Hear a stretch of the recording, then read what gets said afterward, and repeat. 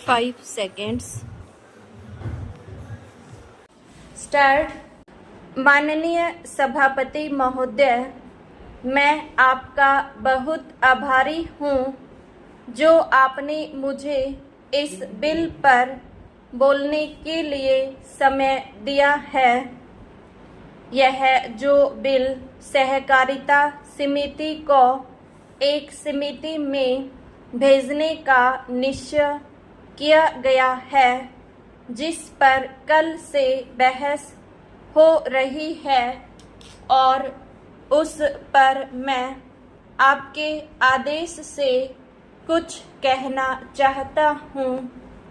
श्रीमान, इस बिल को देखा जाए तो यह समझ में आता है कि यह कोई नया बिल नहीं है, बल्कि जो सन 1912 का कानून है उसी की लाइन पर बनाया गया है और कोई नई बात नहीं रखी गई है।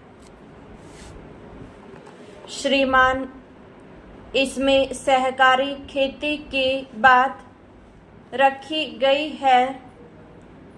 अगर यह कहा जाए कि यह कोई नई बात नहीं है तो गलत नहीं होगा।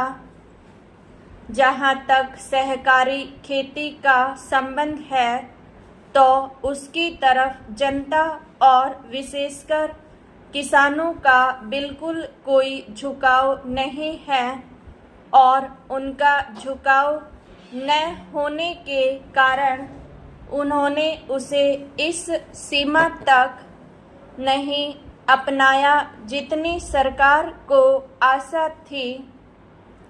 श्रीमान, आपको मालूम है कि नागपुर कांग्रेस में यह प्रस्ताव पास हुआ है कि सहकारी खेती कराई जाए।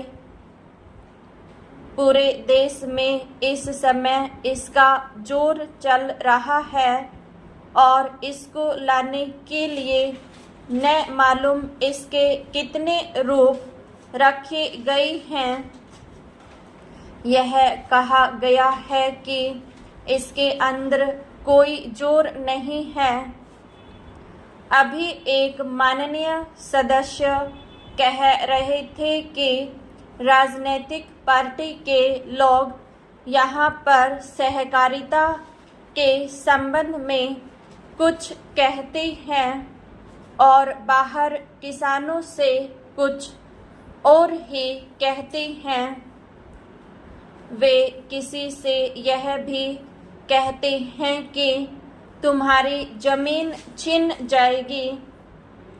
मैं यह निवेदन करना चाहता हूँ कि यह जो कहा गया है और किसानों के अंदर जो भावना पैदा होती है वह इस बिल से साफ स्पष्ट होती है कि वह गलत भावना नहीं है। मैं यह जानता हूँ कि जब किसान पार्टी का जोर बढ़ा और किसानों की आवाज़ ऊंची हुई तो सरकार ने और हमारे नेताओं ने यह कहना शुरू कर दिया कि हम सहकारी खेती को किसानों के ऊपर लादना नहीं चाहते, बल्कि यह तो किसानों की इच्छा पर है।